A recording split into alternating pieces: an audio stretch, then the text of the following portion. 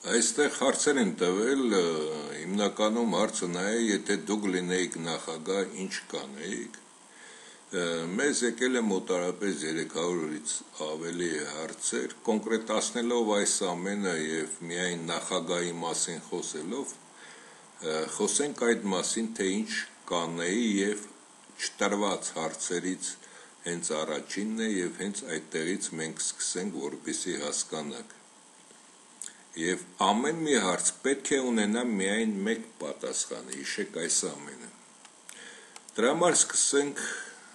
Սուրեն Հարությունյանից։ Սուրեն Հարությունյանի փոխարեն եթե լինեի, ինչ պետք է անեի, կամ միանգամից շեշտենք Սուրեն Հարությունյանը ինչ պետք է աներ, որը չի կատարել։ Սուրեն Հարությունյանը նախ պետք է թույլ չտար, որպեսզի Արցախում կատարվեր հանրաքվե։ Միանգամից մարդիկ պետք է ուղարկեր, այնտեղ պարզեր ովքեր են դա կազմակերպողները, որը Զորի Բալայանն է այդ ջհուդը, որպեսզի Ադրբեջանում վերանային 300,000 մեր հայրենակիցները Կիրովաբադում, Գանձակում, Բաքվում եւ Սումգայիթում, դրա համար կատարվեց այդ ամենը Ադրբեջանին հարստացնելով այդ 300,000-ի տներով, ունեցվածքով եւ ամեն ինչով։ Դրա համար Սուրեն Հարությունյանը կատարեց մեծագույն սխալ։ Երկրորդ մեծագույն սխալը, երբ որ Ղարաբաղ կոմիտեի անդամները Մոսկվայից իբր Բուտիրկայում էին նստած, բայց KGB-ի պատվալներում նրանց սովորեցնում էին, թե ինչպես քանդեն Հայաստանը եւ ստորագրեցին բոլորը, որ լրտեսներ են KGB-ի, նա պետք է այդ բոլորին գաղտնի ձևով հերթականությամբ բոլորին վերացնել, նույնիսկ չիմանային էլ, թե ինչպես կատարվեց այդ ամենը, եւ կառավարությունը վերցնելով իր ձեռքը սովետական միության անկումից հետո, որը նա շատ լավ էլ հասկանում էր, խելացի մարդ էր, թե ինչ է կատարվում, պետք է Հայաստանը կառուցեր, այսինքն սովետական միության փլուզումից հետո նա պետք է հայ այն բոլոր մտավորականները, գործարանների լավագույն աշխատողներին ուղարկեր աշխարհով մեկ եւ որտեղ ինչ մեր արտադրանքը նրանց ձեռք էր տալիս, ստեղծվեր այդ արտադրանքը եւ վաճառվեր աշխարհի վրա։ Նույնը Ռուսաստանի պրեմիեր-մինիստրը այդ ժամանակվա, որը Հայաստանի այդ աղետի գոտին էր կառուցում, ազգանունը մոռացա, նա եկել եւ խնդրում էր, որպեսզի Երևանի Նայիրիտը եւ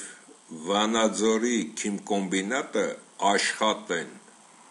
գոնե 1 տարի մինչև Ռուսաստանում կառուցեն։ Դա պետք է աներ եւ դոլարով Ռուսաստանը վճարեր Հայաստանին եւ Հայաստանում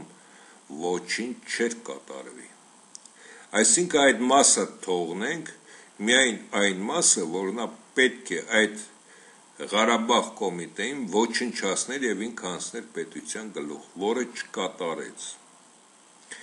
Նույնը Դեմիրճյանին հանեցին այն պատճառով, որ Դեմիրճյանը ավելի ուժեղ մարդ էր եւ Հայաստանում, Երևանում ուներ իր ընկերական շրջապատը, կարող էր սովետական միության քայքայումից հետո ղեկը վերցնել, ինչպես Շևարդնաձեն, Նազարբաև եւ այլն իրեն ձեռքը, դրա համար Դեմիրճյանի փոխարեն նշանակեցին Սուրեն Հարությունյանին, բայց Դեմիրճյանը այդ ժամանակ ոչ թե պետք է քուն մտներ եւ միայն 96 թվականից հետո անդես գար, այդ ժամանակ պետք է օգներ Սուրեն Հարությունյանին եւ Արցախում այդ բունտը չբարձրանար հանրաքվեն եւ երկրորդը այդ պարտվեն խմող Ղարաբաղ կոմիտեին ոչնչացվեր եւ միասին Հայաստանի ղեկը վերցնել իրեն ձեռքը եւ կառավարել նորմալ ձևով։ Այսինքն եթե սրանց փոխարեն լինեի, դա կկատարեի։ Երկրորդը, ձեր կարծիքով եթե Լևոն Տեր-Պետրոսյանը լրտես չէ, հայ է եւ հայանպաստ քայլ է կատարել, ապա Լևոն Տեր-Պետրոսյանը նստելուց հետո նա պետք է չգողանար Հայաստանի ժողովրդի ունեցվածքը, չարժեզրկեր 10,000 ռուբլին, որը մեկ GAZ-24 մեքենայի արժեք էր, մեկ տուփ սիգարետով չփոխարիներ եւ այդ ամենը մսխեր, գործարանները ջրի գին վաճառեր, ամենից մեծ վնասները տվեց Լևոն Տեր-Պետրոսյանը։ Այսինքն Լևոն Տեր-Պետրոսյանի փոխարեն ես թույլ կտայի, որպեսզի վերցնեն Քուր Արաքսյան մեր մասը, բացի վերցնելը ոչ թե ժողովրդին թույլ տան անցնել, այլ ոչնչացնեն ժողովրդին, թաղեն եւ վերացնեն աշխարհի երեսից այդ ժողովրդին։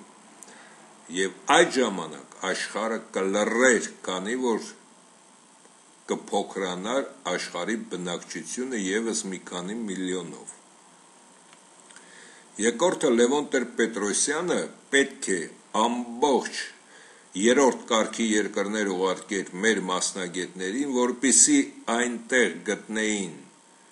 գնորդներ եւ մեր հայկական արտադրանքը այնտեղ վաճառվեր եւ երկար ժամանակ, քանի որ Հայաստանը գտնվում էր պատերազմի վիճակում, պետք է այդ գործարանները չսեփականաշնորհվեր, պետք է իր կողմից ամեն մի գոնե խոշոր գործարանում դրվեր իրենց մարդիկ, որպեսզի հսկեին, որ գործարանը գործում է նորմալ եւ ոչ մի գողություն ոչինչ չի կատարվում այդտեղ իշահս հայոց երկիրը, որը նա չկատարեց։ Եվ երկրորդը, եթե Լևոն Տեր-Պետրոսյանի փոխարեն լինեի, ապա Արցախ կուղարկեի Հայաստանում ստուգված մարդիկ, որպեսզի Արցախում զտեն, ովքեր են այնտեղ KGB-ի գործակալ, ովքեր են հայկական անուն ազգանունով ոչ հայեր եւ նրանց զրկեի Արցախի կարևոր պաշտոններ զբաղեցնելուց, այլ ոչ թե Արցախի Բաքվի լրտեսների Ռոբերտ Քոչարյան եւ Սերժ Սարգսյան բերեի Հայաստան իբր միասին ղեկավարենք երկիրը։ Նույնը սա չկարողացավ լինել երկրի ղեկավար նրա համար, որովհետև Լևոնն ու Վազգենը խաղում էին այն խաղը, որ Լևոնը պետք է մնար միշտ ղեկին, որպեսզի գաղտնի գործողությունների հեղինակը նա կատարեր մինչև վերջ Հայաստանի ոչնչացումը, իսկ Լևոնը այդ ժամանակ, երբ որ երկրորդ անգամ չընտրվեց 96 թվականին, պետք է մնար երկրի ղեկին որպես սրիկա, որպեսզի դրանից հետո հանձնվեր Ռոբերտ Քոչարյանի։ Եվ այս խաղի ընթացքում, որտեղ սրանք խաղացին, իբր Լևոնը չհանձնեց Վազգեն Մանուկյանին եւ էշի տեղ դնելով Պարույր Հայրիկյանին, նրանք այս խաղը խաղացին եւ հետագայում Լևոնը ինքը հրաժարվեց եւ Ռոբերտ Քոչարյանին անմիջապես, որպեսզի հետագայում Ռոբերտ Քոչարյանն էլ իբր Ղարաբաղյան կլանը բերեց եւ Սերժ Նարիմանով։ Ահա թե այս կեղտոտ խաղերը, որոնք սրանք խաղացին, այդ ամենը չէի անի, կանեին նա, ինչը այժմ ասացի։ Եվ աշխարհի առաջ հարց կդնեի այն հարցերը, որոնք Սամվել Բաբայանը, նույնպես Սամվել Բաբայանի հարցազրույցը դիտեք եւ կհասկանաք։ Այսինքն ադրբեջանցիք Հայաստանից 150,000 են գնացել, իսկ Ադրբեջանից հայերը 300,000, 150,000-ի բնակարանների գումարը պետք է վճարի Ադրբեջանը Հայաստանին, բացի դա, քանի որ դա միացյալ երկիր էր եւ այդտեղ ապրում է այսքան հայեր, տոկոսային հարաբերությամբ այն ինչը գրաված է հիմա այդ 7 շրջանները Արցախի հետ, դա պետք է լինի Արցախը, միայն մի փոքրիկ մասնիկ Ադրբեջանին վերադարձվի, քանի որ նաև Գետաշենը Շահումյանի շրջանն ենք հանձնել Ադրբեջանին եւ այդպիսով համաձայնության գալ, ոչ թե գնալ այսօրվա կեղտոտ խաղերին ամբողջ Արցախը կորցնել, իբր միջազգային օրենքները այսպիսին են։ Անգլիան ու Ամերիկան ցանկացան մեկ գիշերվա մեջ Կոսովո ստեղծեցին, եթե նրանք ցանկանան, Հայաստանը կարող է կոչվի Ալբանիա կամ Ադրբեջանը կարող է կոչվի Հայաստան, եւ բերել ՄԱԿ-ին կամ Եվրոմիությանը, որ նրանք ինչ-որ որոշից կազմակերպություններ են, դա խայտառակություն է։ Այսինքն Լևոն Տեր-Պետրոսյանի սխալները, եթե Լևոն Տեր-Պետրոսյանը չլիներ, ես որպես հայ լինեի, այդպես կկատարեի եւ չէի թողնի, որ ոչ մի գրոշ գողանան Հայաստանից, որը կատարվում է մինչ օրս սրիկայական բարձր տեմպերով։ Եթե Ռոբերտ Քոչարյանի փոխարեն լինեի, Ռոբերտ Քոչարյանի փոխարեն եթե լինեի եւ Արցախի բնակիչ, նույնը Սերժ Սարգսյանի մասին կարելի է ասել, ապա այս երկուսի փոխարեն եթե լինեի, ինչ կկատարեի։ Լևոնը ինձ դաստիարակել էր, թե գիտեր իմ մասին, լրտեսեմ եւ այլն, այդ բոլորը կդնեի մի կողմ, քանի որ Արցախից էի, Արցախի իմ հայրենիքն էր, ինչ կկատարեի։ Մի գիշերվա մեջ իմ մարդկանցով կազմակերպել լինելով Հայաստանի նախագահ, լևոնական բոլոր այդ սրիկաներին, հարուստ թե որոշիչ մարդկանց բոլորին կհավաքեի զենքի ուժի տակ, բերդերը կնետեի եւ Հայաստանը կծաղկեցնեի, որպեսզի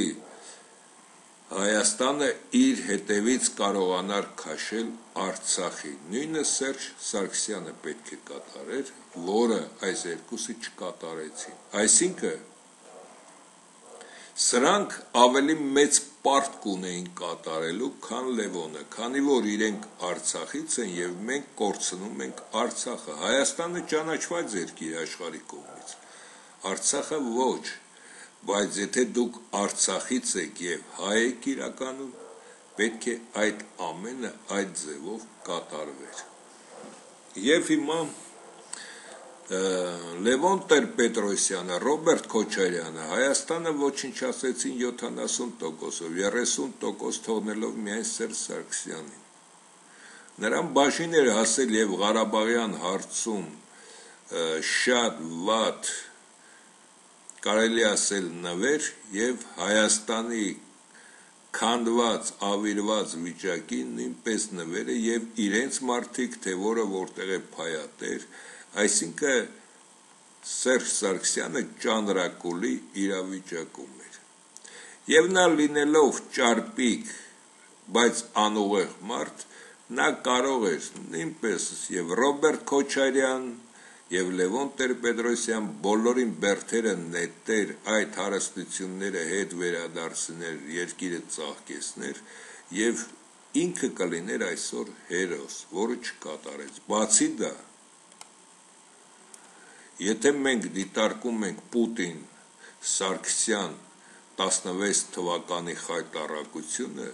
ապա գոնե այսօր Սերժ Սարգսյանը պետք է կանգներ եւ եթե ես լինեի Սերժ Սարգսյանի փոխարեն 16 թվականին հենց Մերկելի հետ հանդիպման ժամանակ կասեի հրաժարվում եմ Ռուսաստանից։ Հիմա էլ Ռուսաստանի հայերդ կասեք, բա մենք Ռուսաստանի հայերս մեզ բոլորից դուրս կվռնդեին։ Այդ ժամանակ ես Հայաստանի հայերի այդ կողացած գումարները եւ իմ եւ մնացած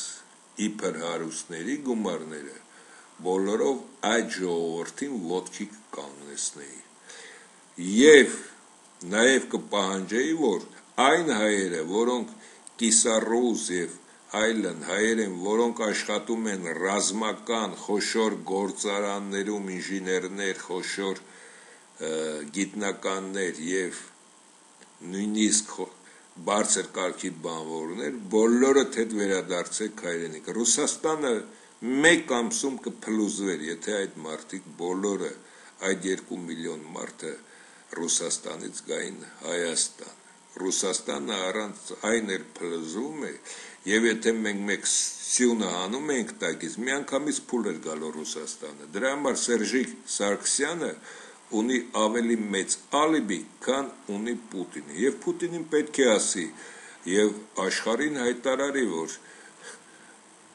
մասսայական ոչնչացման զենք է Պուտինը վաճառում, Ռուսաստանը եւ Պուտինը զբաղվում են բարձր կարգի ֆաշիստական գործողություններով եւ դրանով նրանք զինելով Ադրբեջանին, որը անկախատեսելի է, սպառնալիք է հայ ժողովրդի գլխին, եւ Պուտինը, եւ Ռուսաստանը, եւ Ադրբեջանը։ Ահա թե ինչ պետք է աներ Սերժ Սարգսյանը։ Նաեւ նախ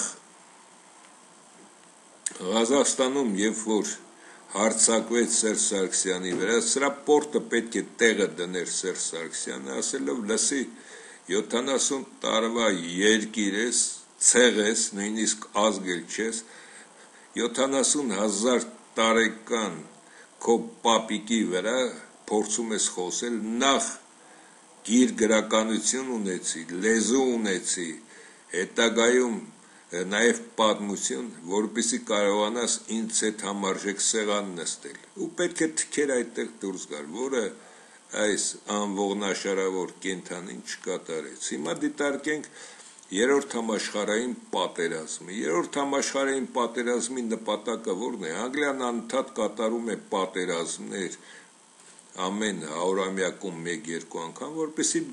աշխարհի բնակչությունը լինի նորմալ բնակչություն, որը այժմ կատաստրոֆիկ թիվ է 7 միլիարդին մոտ է, նրանք են ասում, բայց 6 միլիարդի կարգի բնակչություն է, 6 միլիարդը նույնպես շատ է, անգլիացիք ուզում են 2 միլիարդ, 1 միլիարդը իրենք, 1 միլիարդ իրենց համար աշխատեն, բայց իմ հաշվարկներով 900 միլիոն մարդը լրիվ բավական է երկիր մոլորակի համար, այսինքն աժող չաժողները, որ 1-2-15 երեխա են ունենում, դա պետք է արգելվի,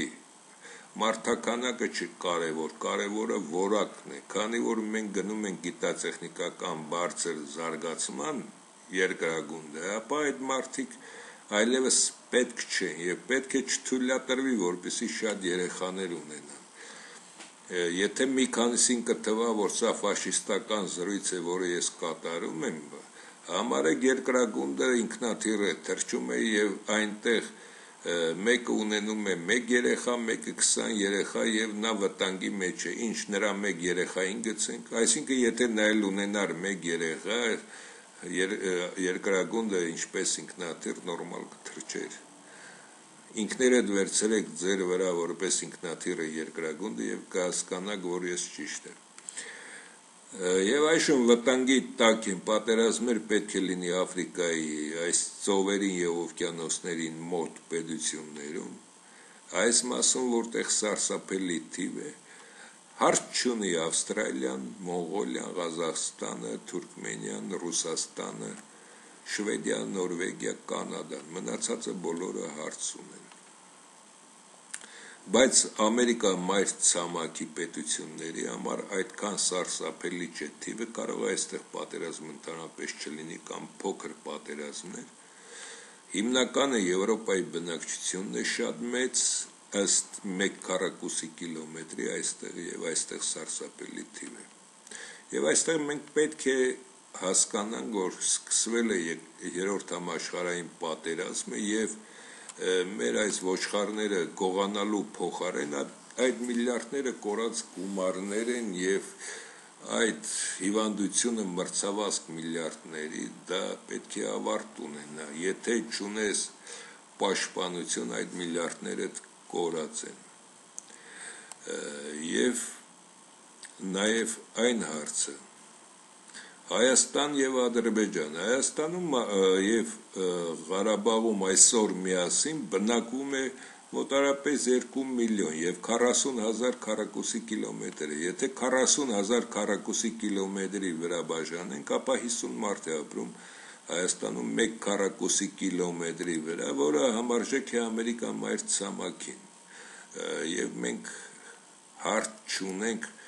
բնակչության հարցով երրորդ համաշխարհային պատերազմում, բայց ունենք թշնամիներ բոլոր կողմերից։ Եվ այսօր Ադրբեջանում բնակվում է 10 միլիոն մարդ, 100 մարդուց ավելի է բնակվում Ադրբեջանում։ Այսինքն ինչ է ասածից նպատակը։ Եթե Լևոն Տեր-Պետրոսյանը թույլ էր տալիս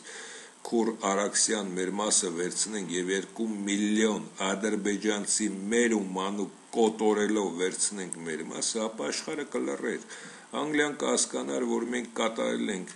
իր ցանկությունը, 2 միլիոն մարդ է վերացել։ Եթե այսօր հայերս ուժեղ լինենք այդ գողացած այս անասունի եւ մյուսների գումարները տրամադրվի զենքի եւ մենք ոչնչացնենք ոչ թե Ադրբեջանը, այլ Ադրբեջանի բնակչությունը, լրիվ 10 միլիոնին, աշխարհը նույնպես կլռի, քանի որ Անգլիան կհասկանա, որ 10 միլիոն մարդ պակասել է աշխարհի երեսից ի օգուտ իրենց եւ աշխարհի։ Ահա թե ինչն է պատճառը, որ նաեւ Եվրոպան եւ Անգլիան լռում են, մենք հայ ենք, մենք արի ենք, գերիներին չենք գլխատում, կանանց երեխաներին ձեռք չենք տալիս, հենց այդ կանայք ու երեխաներն են բազմանում, պետք է հարձակվել եւ այդ մոլախոտը ջնջել աշխարհի երեսից։ Նժդեն սխալվեց եւ Նժդեի վրա կրակեցին, հիմա դուք ինչ եք մտածում։ Դրա համար եթե վախենում է Հայաստանի ղեկավարությունը, ես կարող եմ, մենք կարող ենք մեզ վրա վերցնել 1000 մարդ մեզ պետք չէ, 120-140 մարդով գալով Հայաստան, Հայաստանի ղեկավարությունը թույլ է տալիս ամեն օր ադրբեջանական մի գյուղ վերցնելով, վառելով ժողովրդին հետը շարժում ենք առաջ, տեսեք որ աշխարհը կլռի եւ Ռուսաստանին կասի տեղը վեր ընկիր, այստեղ լավ բաներ է կատարում։ Ահա թե ինչն է,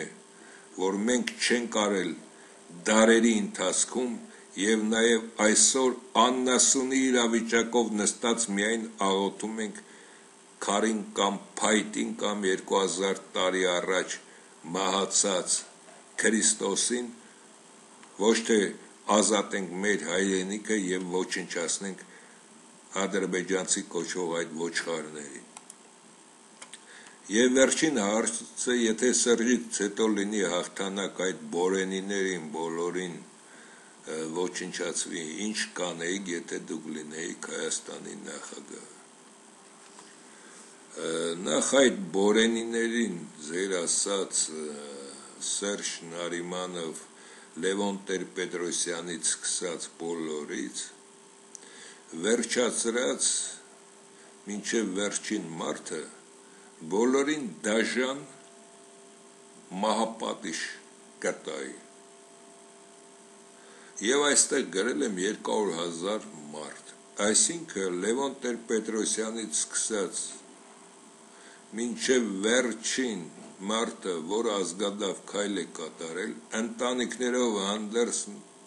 մինչև նորածինը, քանի որ տականքից տականք է ծնվում, մեզ տականք հարկավոր չէ մեր հայրենիքին, բոլորին պետք է ոչնչացնել։